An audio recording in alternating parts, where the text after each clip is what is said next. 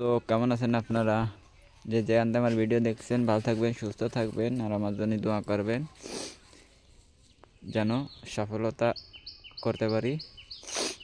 এই একটা আত্মজ্বালা গাছ, এই দেন, এই মালঞ্চ আত্মজ্বালা গাছটা যে কটা মালঞ্চ হয়েছে, আমার মনে হয় না যে আমি কোনোদিন ভাবতে পারিনি যে এই আত্মজ্বালা গাছে এত পরিমাণে ফল ধরবে। এদের অবস্থা ঠিক আছে। তা আপনাদের যারা আত্মজ্বালা বিশেষ করে মালঞ্চ গাছ আছে, তারা একটু কায়দা কালাম করবেন, আর এবং সার দেবেন না, বিনা সারে দেখবেন অনেক কিছু হবে।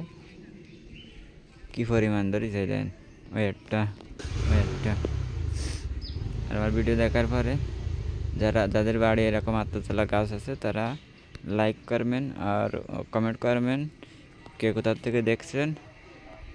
এক একজন একটা লাইক করবেন। খুদা হাফেজ।